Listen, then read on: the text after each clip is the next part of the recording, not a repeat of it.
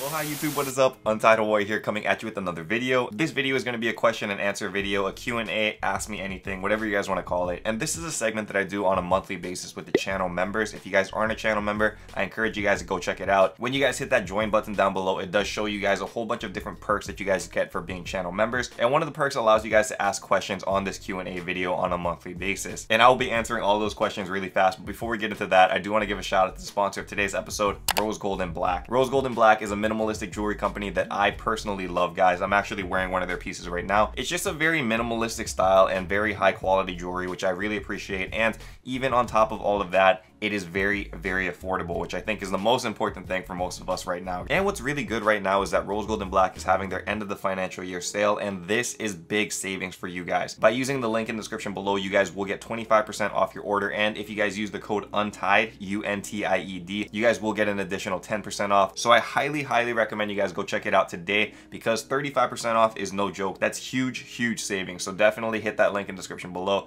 check out RGNB, and use code UNTIED. So the first question is going to be from JP's Hype, and JP asked, do you have any recommendations on how to gain more subscribers with a smaller channel? And I think this is a really important question right now, because I feel like during this quarantine time, a lot of people were thinking, hey man, I want to try to get into the social media scene. How can I start a YouTube, a TikTok, and Instagram, and try to blow up on those social media platforms? And even though that quarantine and lockdown stuff is starting to slow down, I still think it's very important for people to like follow their passions. And if you want to start a YouTube channel, go start that channel. So I do have some recommendations, JP. One of the best things that you can do to gain more subscribers on a channel is to engage the subscribers you guys already have. What I did for this channel is that anytime I saw a comment, I would answer that comment immediately on a video, because that creates a strong base for you. That subscriber is probably going to be very happy that you're answering his comment. And on top of that, when other people come to watch the video, they're going to scroll down to the comments and they're going to see, hey, this YouTuber is actually listening to their subscribers and he's answering them. That's very cool. It's kind of like a compound effect, man. Make sure you answer all of your comments down below. Very important in my opinion. Additionally, the only other thing that I can say is that you should be posting videos on a regular basis, man. Like at least one video a week, I feel like is very important. And the reason why is because YouTube has an algorithm in the background that actually promotes channels that are very consistent. So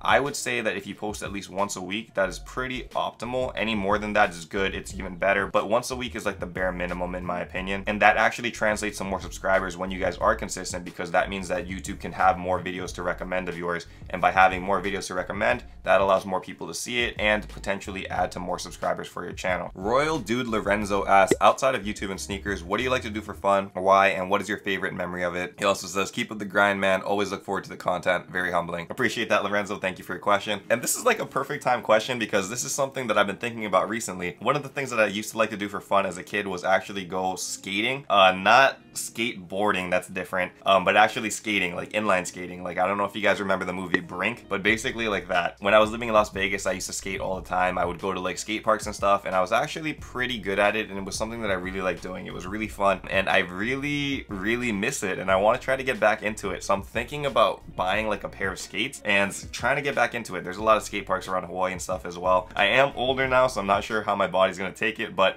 I do want to try to get back into it because skating was super fun. It's just like a liberating experience, and some of my best memories were at like the skate parks with my friends and stuff before. So I just really want to get back into it, and hopefully, like, I don't know, I hope that skating makes a comeback actually. Like, it really just out of nowhere was like popping off, and then all of a sudden it just disappeared, you know? Like, you don't see anybody on rollerblades anymore or inline skates. Like, it's just gone. So not sure what happened to that. I thought it was pretty cool, like especially during the X Games and stuff, when like Ado and Takeshi Yasutoko used to like do like 1080s in the air. Freaking crazy, just saying. But yeah, I miss those days, and I might try to bring it back, so we'll see. And if I do, I will vlog the experience, because yeah, very sentimental to me, and I want to see if I still got it. Harrison Morris asks, most hype shoe you think is ugly? Okay, this is a really fast answer for me. The Travis Scott 270s that just came out, man, those are not nice looking in my opinion. I mean, to each their own. Again, this is like a personal preference kind of thing, but for me, I really don't like those sneakers. They just don't look appealing to me, and I don't understand why people would pay $500 for it, but again, that's just my own personal opinion. Jack Zhao asks, not a sneaker related question and a little personal, so you don't have to answer, but how did you meet Mari and how did you know she was the one? That is a kind of personal question, but I don't mind sharing it because it might help people who are looking for their own like relationships or love, you know. So yeah, here we go. This might be a little bit of a longer story, but anyway, Mari and I, Mari's actually at work right now. I was gonna ask her to come on, but she's not here. She's actually teaching right now. So Yeah, Mari and I actually met in college in 2009, so that was over 10 years ago. And we met because we were working at the same place on campus at the college that we're going to, UH Manoa. We both ended up working for Intramural Sports, and that's how I met her. Oh man, this is funny.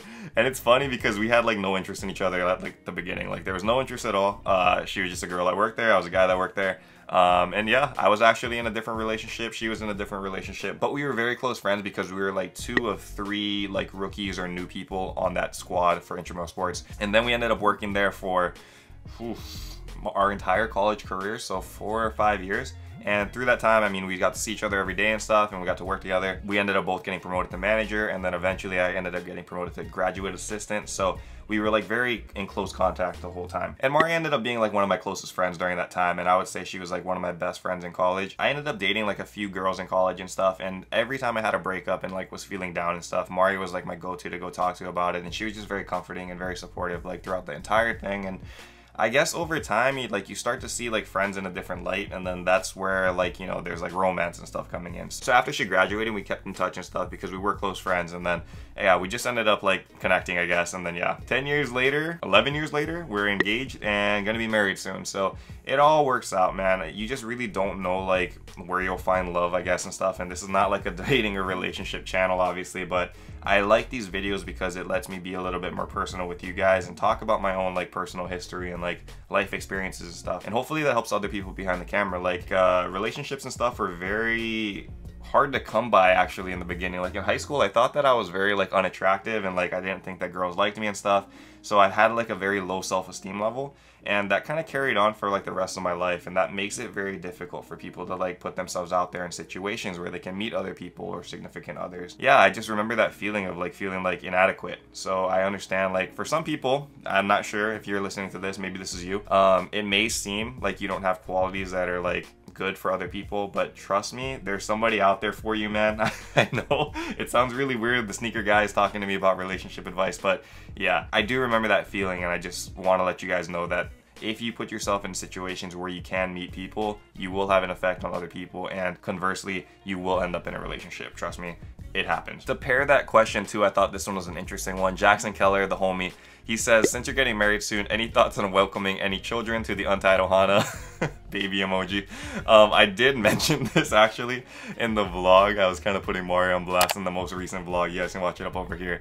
But yeah, we've been talking about it, and we want to have kids and stuff, but we're not really in like a place where we want to like settle down just yet. We want to travel a lot more. We want to like see the world a little bit more. So it's in the future, but not like in the near future. So hopefully that does happen like sometime in the next couple years. But for right now, we're not really like focused on that part just yet. Anyway, guys, that is it for the Q&A video for June. We will be having another one in July. So if you guys do want to be featured on here and have your questions shouted out, then don't forget to join the channel memberships down below. If you guys are new here, feel free to subscribe down below as well. And until next time, guys, stay humble, stay blessed, take care, and I will see you on the next episode. Aloha. Shoots.